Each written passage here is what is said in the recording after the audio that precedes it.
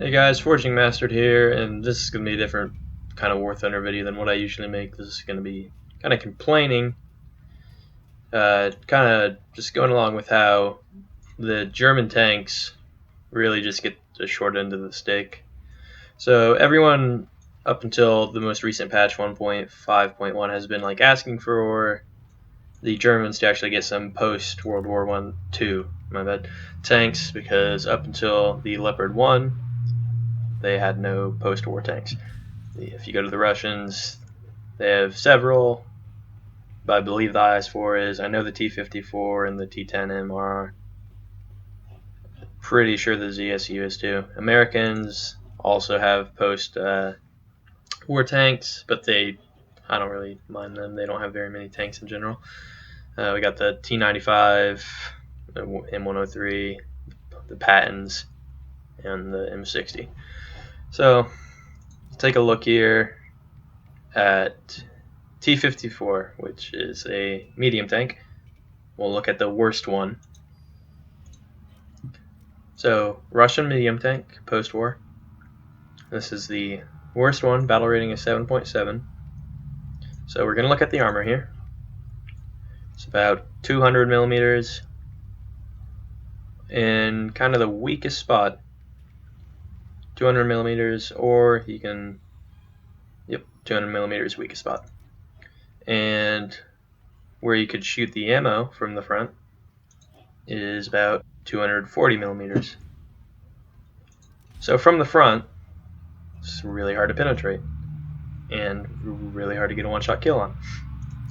But if we go to the Leopard 1 with the same battle rating, 7.7, the only German post-war tank, if we look at the armor here, this is again a medium tank, 130 and around 90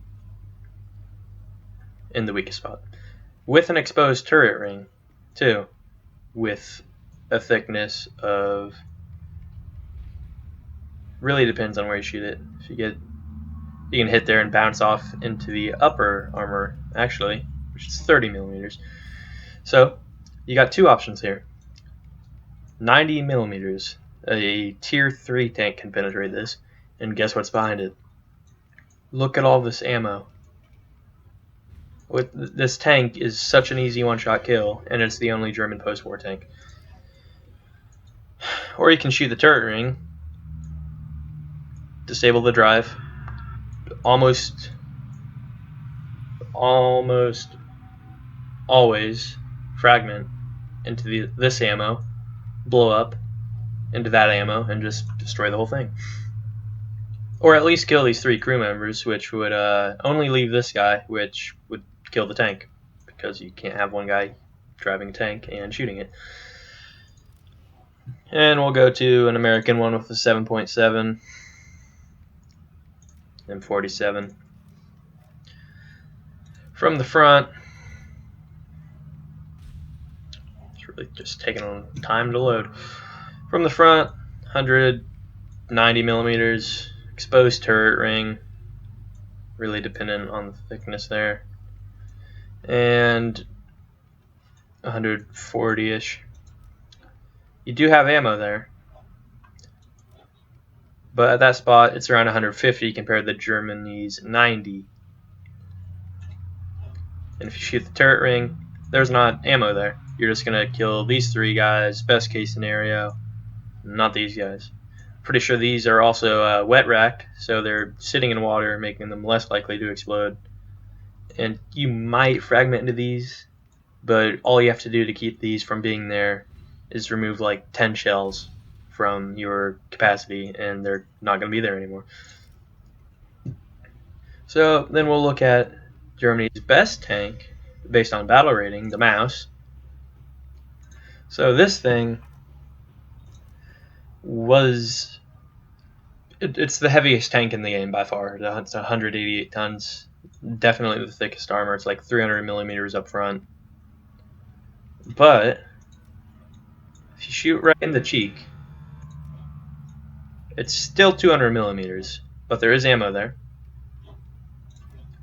Now keep in mind this is supposed to be the best tank in the game.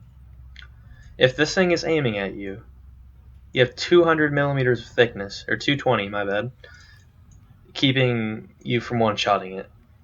Now, let's just kind of go through any Russian tank here. So, you got the Su-122, which has a battle rating of 8, so it would be in matchmaking with that. You have several shells that can penetrate that. You have the APC-BC, which can penetrate that at 100 meters or closer. You have APDS, which can penetrate that all the way from 2,000 meters. You have Heat, which can penetrate that from 2,000 meters as well. That can over-penetrate the mouse. And going even below the battle rating of 8, you have a battle rating of 6.7 here, more than a full 1 battle rating down. And you have APC-BCs that can penetrate the mouse and just one-shot it. And these are tank destroyers, so you might want to say that it's not what it's going to, or of course it's going to be able to kill it because it's a tank destroyer. So we'll go an IS-3, an IS-4, doesn't really matter. IS-4. Again, APC-BC can penetrate it from 100 meters. And going from the American side, got the M103. The base penetration of the base shells can penetrate that. And then you have the Heat, which again can almost over-penetrate it.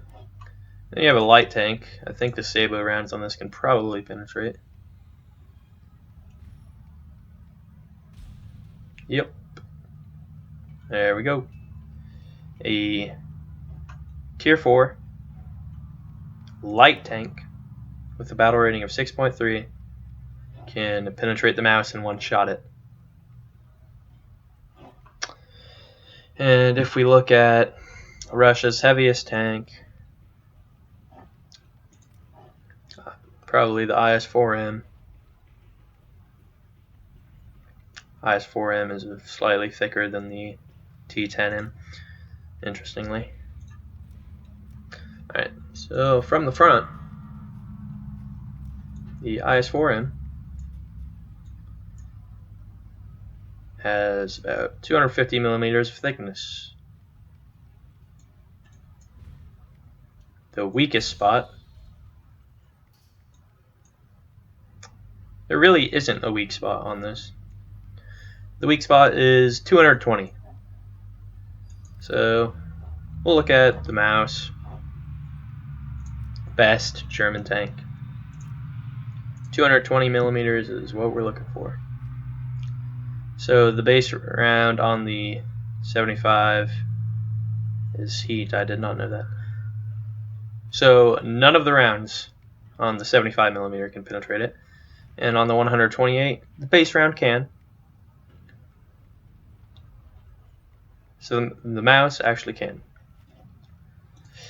But again, the IS-4M can one-shot the mouse.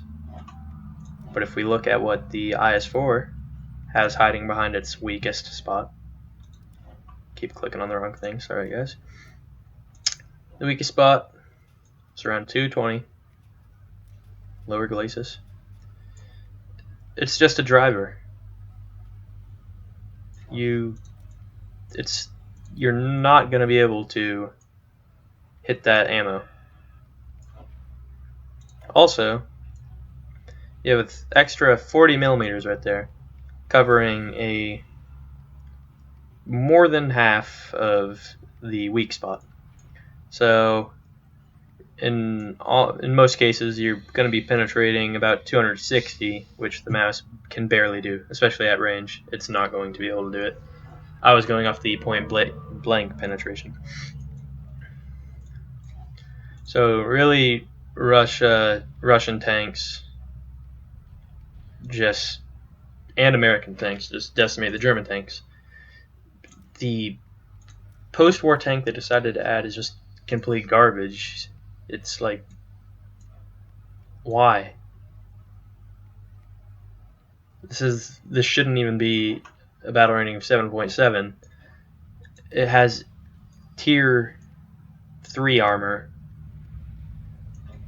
protecting like 50 shells or so.